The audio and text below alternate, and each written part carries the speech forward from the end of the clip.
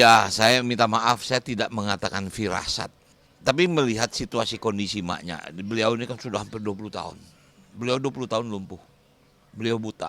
Kemudian terakhir saya hari raya tahun lalu berkunjung, itu keadaannya sudah semakin menurun. Badannya kurus habis.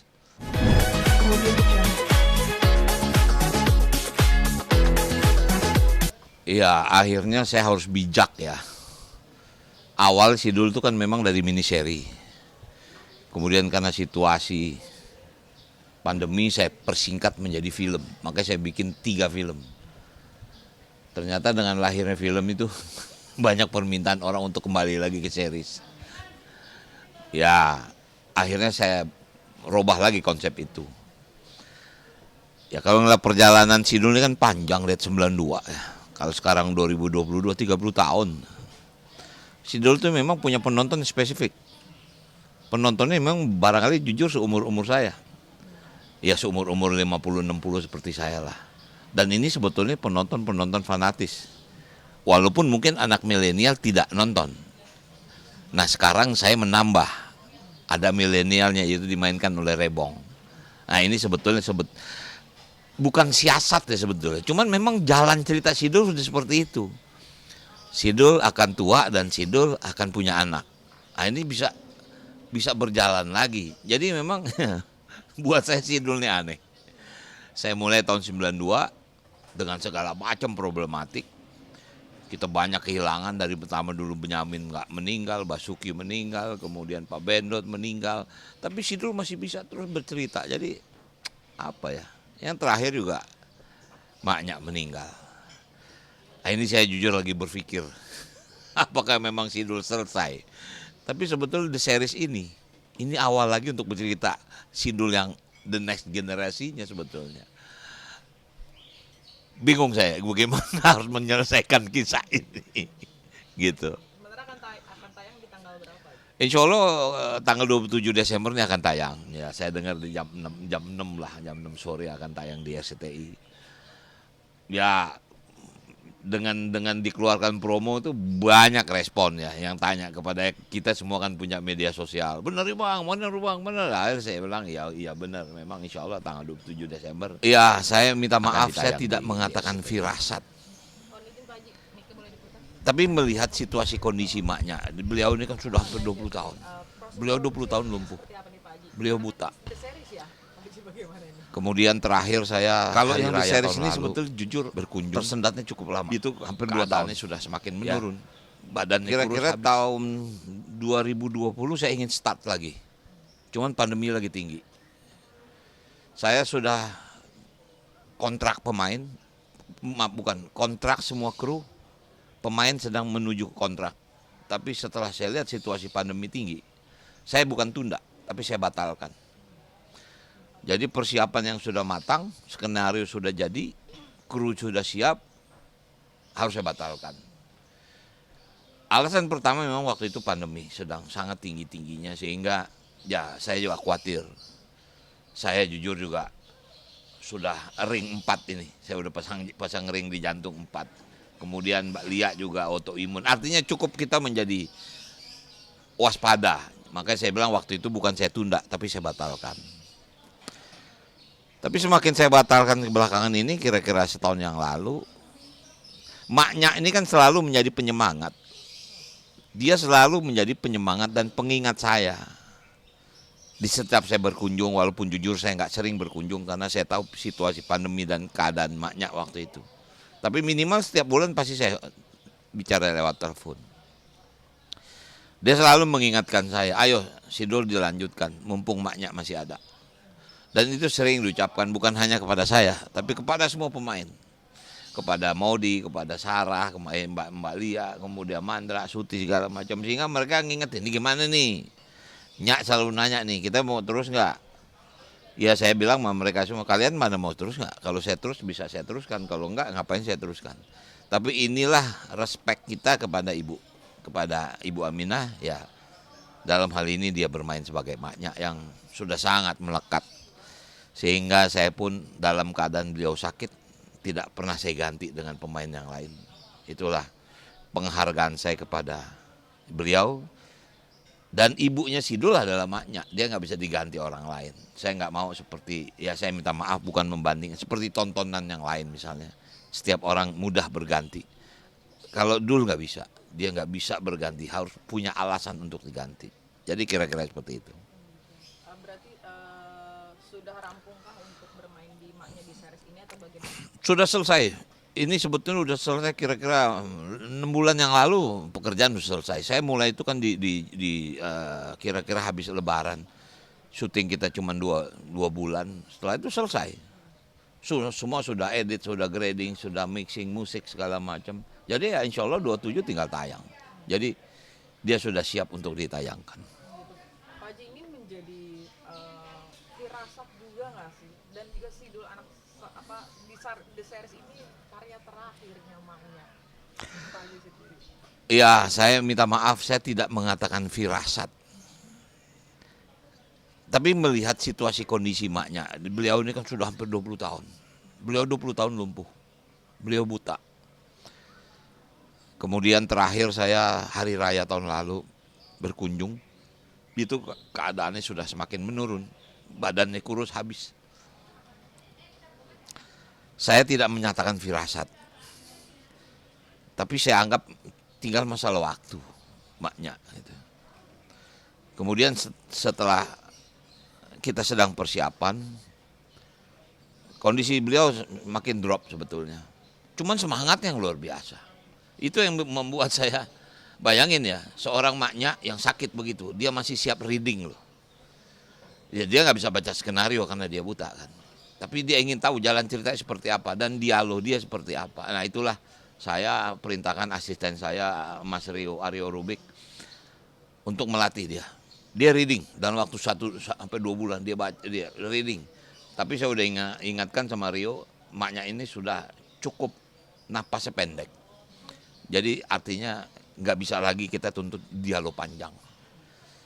Kita cuman menganggap dia inner aja, mata, kemudian dia gerakan di tangan. Karena dia bisa bicara, tapi nggak bisa sepanjang inilah, nggak bisa sepanjang yang kita harapkan. Ya sebagai penulis saya sadar situasi itu. Nah jadi kembali lagi, saya tidak punya firasat bahwa tanggal 22 atau 21 beliau meninggal.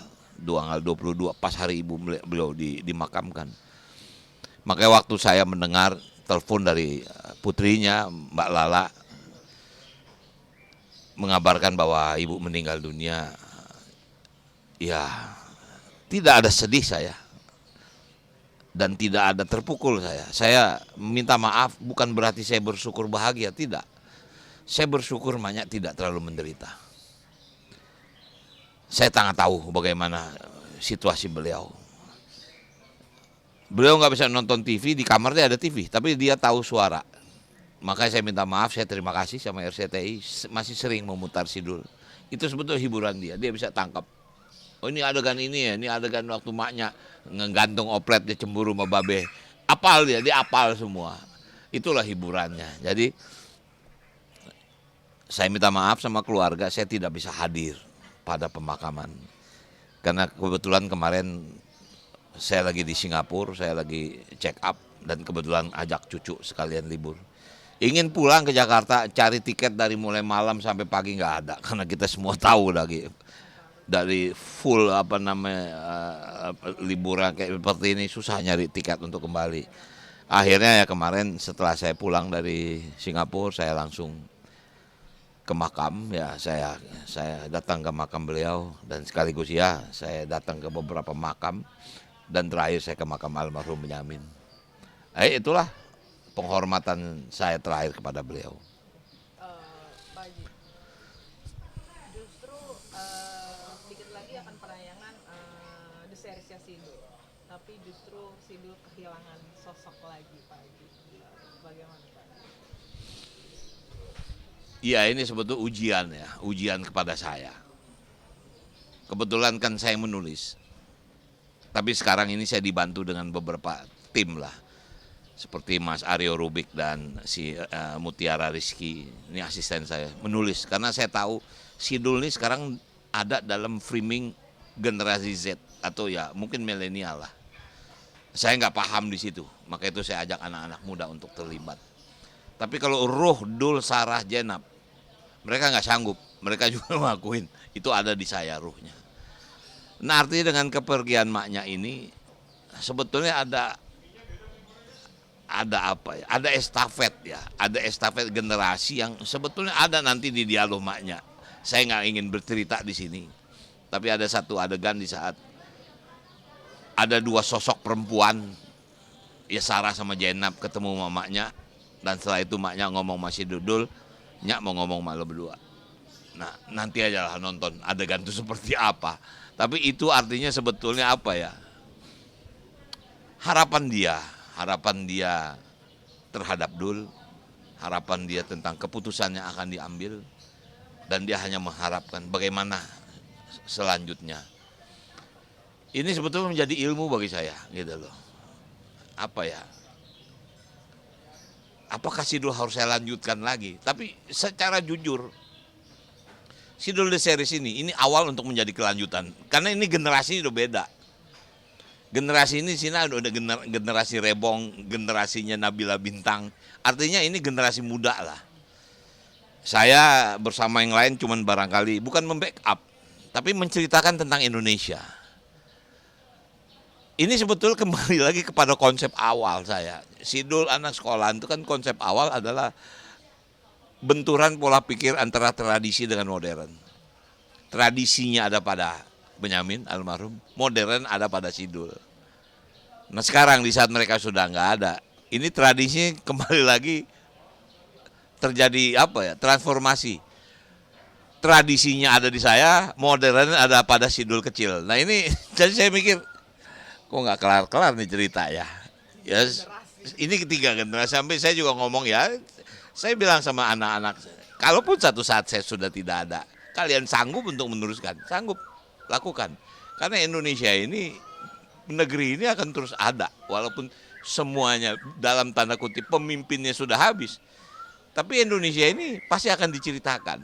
Itu yang saya titip lah bahasanya sama Rebong, sama si Abi Kartubi. Sampai bilang, aduh Pak, apa kita sanggup?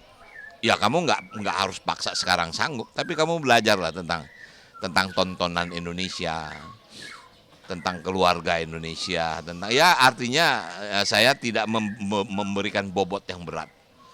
Tapi saya bilang tidak ada satu tontonan Indonesia yang tidak punya subkultur yang jelas. Kita orang Indonesia, tapi kita pasti punya kultur yang jelas. Maaf, saya orang Indonesia, tapi kultur saya Betawi. Ini harus ada identik itu gitu loh. Nggak mungkin seorang Indonesia dari sebuah kultur yang misalnya dari Batak, tapi ornamen rumahnya Jawa itu nggak mungkin. Kadang-kadang kita suka salah menempatkan itu. Misalnya rumah ini rumah orang Jawa, tapi tiba-tiba ada sebagai propertisnya ada ulos gitu kan.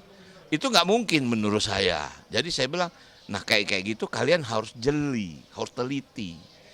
Nggak mungkin misalnya di rumah orang Sunda tiba-tiba ada patung Bali yang kayu gitu, nggak mungkin, walaupun dia beli mungkin sebagai souvenir, tapi itu tidak menjadi main untuk jadi properti gitu loh. Itu kecil Mbak, tapi itu membuat kita punya kedekatan gitu loh. Makanya saya bilang nggak mungkin semua orang Indonesia bisa berbahasa Indonesia, tapi dia nggak pernah bisa bahasa daerah. Bahasa ibunya harus dikuasai, walaupun nggak pernah digunakan. Ya kayak misal, piye kabarnya mas? Nah, kayak gitu kan Jawa. Apa misalnya, dari mana lu? Beda lagi Sunda kunaon juga. Itu kan ada gitu, aksen-aksen itu membuat suasana tontonan menjadi menarik. Jadi singkatnya, maknya pergi, tapi sebetulnya dia memberikan estafet kepada saya. Dan saya sadar satu saat saya juga akan pergi. Saya harus meninggalkan estafet ini kepada memang siapa yang mau bertanggung jawab untuk meneruskan. Itu aja sebetulnya. Mengenai karakter personalisasi sendiri, Sidulnya versi Pak Haji seperti ini, dari muda sampai sekarang seperti ini. Ini menjadikan estafet ke Rebong sebagai Sidul yang versi anak. Dia lebih berat loh. Rebong tuh lahir di Belanda. Dalam cerita. Setelah 14 tahun dia tinggal di sana baru dia pulang ke Indonesia. Dia nggak kenal Indonesia. Begitu dia kenal Indonesia dia pulang. Dia tahu kalau bapaknya orang Betawi. Dia ngelihat kok rumah Betawi masih ada seperti ini. Apa sih, kenapa sih Pak nggak diganti gitu? Apa sih yang membuat rumah ini menjadi orang suka? Itulah yang harus kamu cari, nak. Itu kan sosiologi sebetulnya. Itu ada faktor psikologis yang harus dia memperdalam. Misalnya, kenapa sih papa mama bisa bercerai? Apa nggak bisa kembali? Nah, tapi sekarang terus Tante Jenab ini siapa? Kok begini sih perhubungan? lebih konflik, lebih mumet daripada Sidul kecil dulu. Sekarang ini ya Rebong sebagai produk generasi Z yang lahir di Eropa. Begitu dia pulang, ngelihat perbedaan yang luar biasa dengan tradisi yang masih begitu ketat, dia bertanya jati dirinya, ini luar biasa sebetulnya. Tinggal bagaimana kita mengemasnya. Ini bukan film dokumenter, makanya berkali-kali saya bilang Sidul anak sekolah itu bukan dokumenter tentang kebudayaan Betawi. Ini tentang pola pikir sebetulnya. Ya makanya dulu kan Benyamin coba bayangin adegan di Senayan ke lapangan bola. Dulu kampung halamannya itu di belakang tiang gawang, makanya waktu dia ngomong sama Lobang Golep dia bilang aja ini makam mengkong lo di sini dulu. Itu kenyataan yang memang banyak dihadapi oleh masyarakat Betawi pada waktu itu. Dulu kan mereka tinggal ke Mayoran, pindah ke Citayam ke Depok karena digusur kan gitu. Kita cut dulu azan. Oke, oke saya nggak apa-apa ya. Kamu besok Saya nonton. pulang ngetres ya, cari ini Kano siapa. Ini bener, bikin minggu depan dia datang. Kenal ya. Gimana kamu bisa jadi gubernur katanya? Ah, itu kan jadi cerita. Boleh. Yuk, mumpung lagi. Iya sudah. Ya, lagi azan.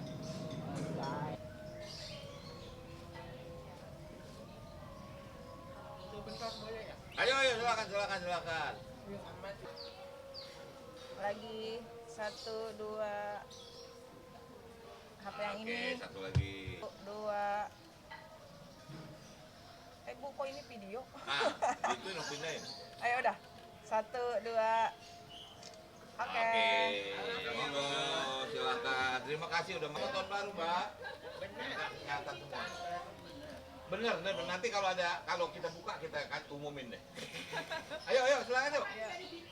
Oh. Aku ponakannya siapa? Om Undang, tapi udah Oh. 2, 3 lagi. 1, 2, 3. Tanggal 27 jam. 2, 3. Oke. Oke, monggo silakan. Di HP-nya. Oh, yuk. Ayo. Ayo kamu sini. Om diri. Ya. Oke, sama-sama. Monggo. Mari Ibu kita foto. Ya Allah. Ayo, Bu. Ini taruhnya mana, Bu? Di Bayoran. Oh, Pak. 1, 2, 3. 1, 2, 3. Oke, sini mau. Sama.